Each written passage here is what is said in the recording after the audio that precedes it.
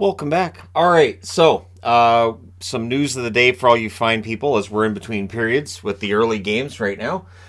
Julien Gauthier is now a member of the Ottawa Senators. The New York Rangers have reacquired Tyler Motte. They had Tyler Motte last year. So he played 9 games in the regular season last year with the Rangers. He played 15 in the postseason. I was honestly kind of surprised Motte didn't stay with the Rangers after the way the playoff run went last season. So if you're a Rangers fan, you know what you're getting in Motte. It's being switched out for Gauthier. There's a conditional 2023 7th round pick. So that's the additional going to Ottawa. Motte was held out for trade reasons today, and they actually traded him. This is what's supposed to happen. You hold a guy out for trade reasons, you actually trade the player. I know, really crazy, right? Jonathan Toews, it's been announced, is dealing with long COVID. He will not be traded at the deadline. This is something that could impact his career. We saw this with Brandon Sutter in Vancouver as well.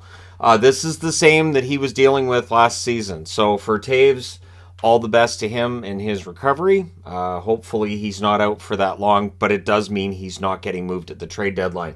That's basically what's being said. And then with Patrick Kane, there's no telling with Patrick Kane what's going to happen. They're still waiting on a decision from him. And one question that's starting to come out is, maybe he waited too long. Maybe the market for Kane and the amount of cost that it's going to take to get Kane, maybe we're not going to see as many teams that are lined up for his services as we might have if he had declared, I officially want to get traded, say, a month ago. So it's possible that Chicago is pretty quiet at the deadline. I still think Kane probably goes, but we'll see. Boston apparently is in on 2 players, both Gavrikov and Chychrun. Chychrun's going to be the more expensive of the 2. And it's odd because I really like Boston's blue line now. I don't want to see like a major shakeup on the blue line. But that being said, last trade deadline they picked up Hampus Lindholm, who's been fantastic for Boston. If they can find a way to get Chychrun, I'm probably going to be cool with it because Chychrun can kind of do a little bit of everything. I do see people who say he's overrated, maybe a little bit, but honestly, he is a really fantastic defenseman for the Arizona Coyotes, and any team that gets him, I think, will be quite happy. His contract's really good for a while to come yet still, too. So, yeah, we'll see what happens, but apparently Boston's in on both, and yeah, we'll see if that ends up going anywhere. Keep in mind that Chychrun was almost, a king, and then it just fell apart because apparently the particulars between the 2 teams, they just couldn't agree on how that was going to work out. So we'll see what happens there. On Canucks news, now, of course, Silovs gets his first NHL win last night.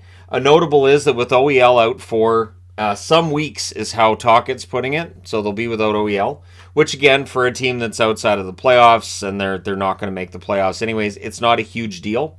The one thing, though, is you can put OEL on the long-term injured reserve and then you have more cap space in order to help a team out at the deadline in exchange for getting a draft pick, right? Think like what Minnesota did in that 3-way deal involving O'Reilly. But Christian Wolanin got his chance last night, and he's a +3 in almost 16 minutes of ice time. I still do not understand why Wolanin was not in the Canucks lineup all season. I'm bewildered, and seeing him have a really good performance last night just makes me even more bewildered. Because, again, he's had a really good year in Abbotsford. It's not like he just had a good training camp and then in Abbotsford wasn't any good. But at any rate, we'll see what the Canucks do. And, I don't know, maybe they move Wolanin at the deadline. Who knows? But, so let me know if you're a Rangers fan. Are you excited about getting Motte back? I think you should be. I like Motte quite a bit. Good penalty killer. Solid bottom 6 forward. Gauthier going to Ottawa means they're not selling. So this is what I was talking about when I said sort of a soft sell. So you're not going to keep Motte, but you end up getting somebody who can play in your lineup. Winnipeg is a team that has done this as well in recent seasons where maybe they trade somebody out, but they get somebody back as well to show that they're not phoning it in and they're not giving up. So let me know your thoughts. Don't forget to hit like and subscribe if you're browsing your way through. You just happened upon this video. Thank you guys so much for watching, for all your support. I will talk to you again soon.